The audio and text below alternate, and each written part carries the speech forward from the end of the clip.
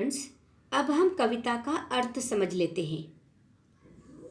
मेरे घर पर छापा पड़ा, छोटा नहीं बहुत बड़ा। वे आए, घर में घुसे और बोले, सोना कहाँ है?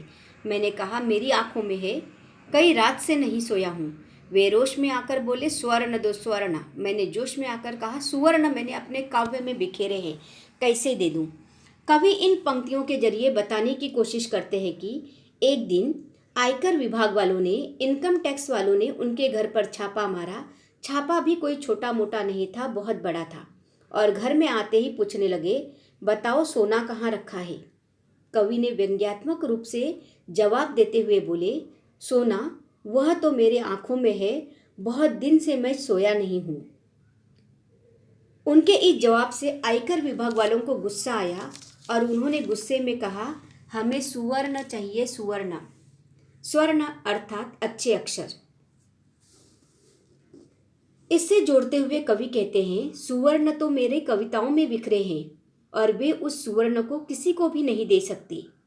यहाँ पर कवि अपने जवाब के माध्यम से यह दर्शाना चाहते हैं कि एक लेखक या कवि के लिए उनके शब्द ही स्वर्ण की तरह मूल्यवान होते हैं। वो शब्द ही उनकी संपदा है, धन दौलत है, जिसे वे कभी भी किसी कीमत पर छोड़ नहीं सकती। बच्चों, आगे की पंक्तियां देखते हैं। वे झुंझलाकर बोले, तुम समझे नहीं, हमें तुम्हारा अनधिकृत रूप से अर्जित अर्थ चाहिए। मैं मुस्कुराकर बोला, अर्थ मेरी नई कविताओं में है, तुम्हें मिल जाए तो ढूंढ लो। आयकर अधिकारी कवि से बहुत नाराज हो जाते हैं और उन्हें समझाते हुए कहते हैं कि जो कुछ भी आपने अनधिकृत रूप से अर्थात गलत तरीके से, गैर कानूनी रूप से अर्थ अर्थात पैसा कमाया हुआ है, उन्हें उसे अर्थ को वापस कर दो। वो अर्थ को कवि कहते हैं कि अर्थ तो मेरे शब्दों में छिपे हुए हैं और आयकर अधिकारियों के लिए अर्थ का तात्पर्य धन से था। इसलिए कवि अपने हिसाब से जवाब देते हुए कहते हैं कि अर्थ मेरी नई कविताओं में है और वे अर्थ अधिकारियों को कविता में से ढूंढने के लिए कहते हैं। अब आयकर अधिकारी और भी कड़क कर बोले, चांदी कहाँ है?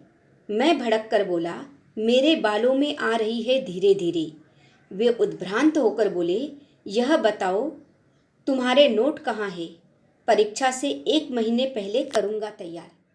कवि कहते हैं कि छापा मारने आए अधिकारी कवि से नाराज होकर अपनी कड़कदार आवाज़ में पूछते हैं कि तुमने चांदी कहाँ छिपा कर रखी है?